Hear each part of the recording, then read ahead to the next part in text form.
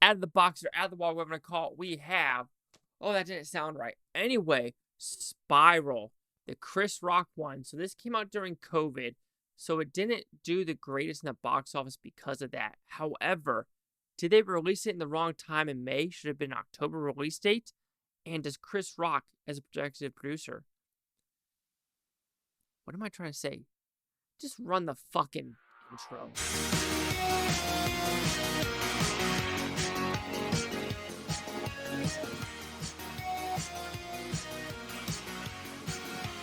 Chase Hockey here with the Blue Futon, reviewing Spiral. This is the 9th movie in the franchise. Even though this is called from the book of Saw, it's still in the Saw universe.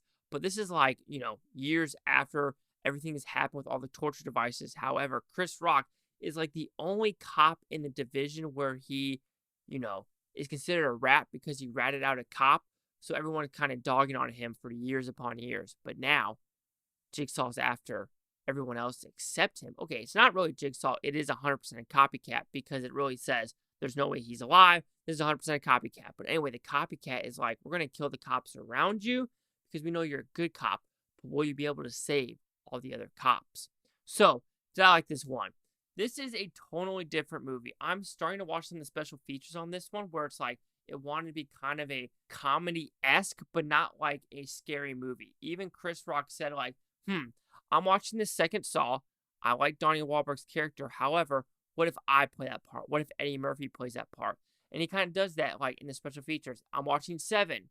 If we replace Morgan Freeman with Eddie Murphy, does the movie actually change with some comedic elements?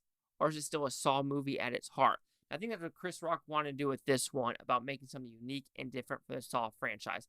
And I do think it works extremely well.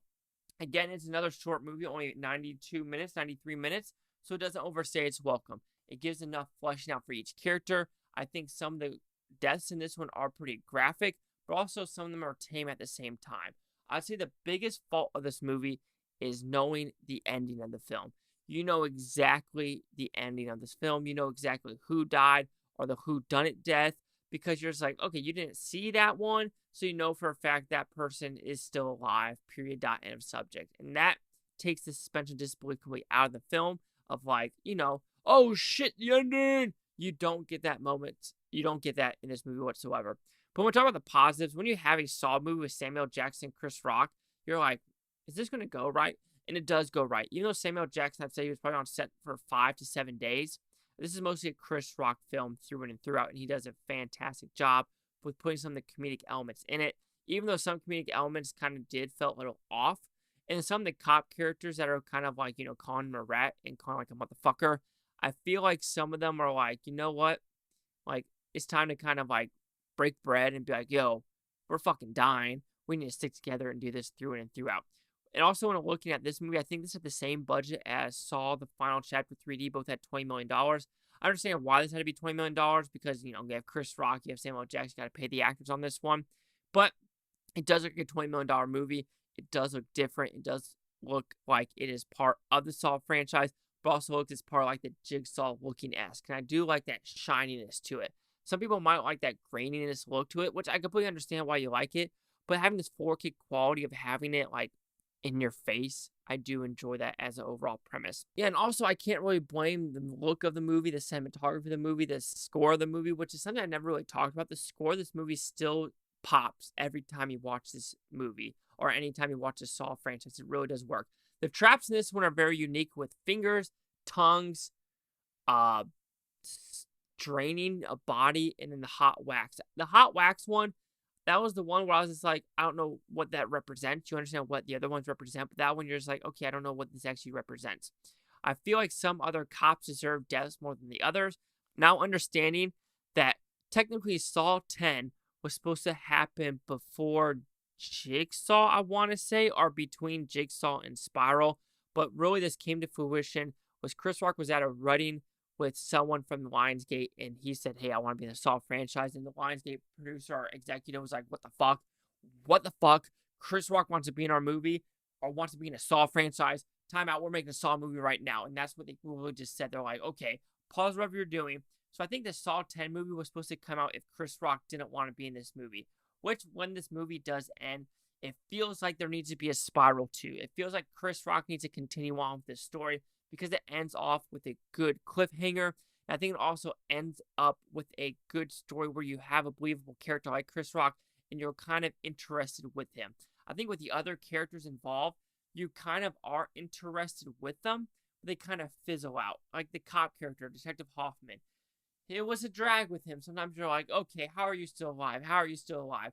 With Jigsaw, knowing this past soldier with PTSD, he needs his own story. So I feel like if they connect that one with this one, because you know for a fact Saw 10 is going back to the very, very, very, very, very beginning, which would connect to Jigsaw movie. Excuse me, that was fucking disgusting. Ate ice cream.